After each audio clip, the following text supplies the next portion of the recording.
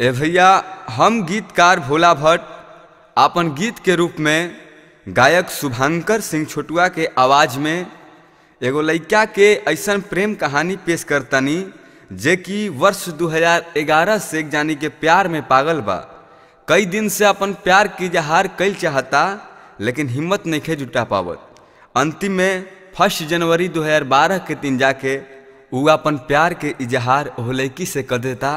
आ कैसे करता ली सुनी।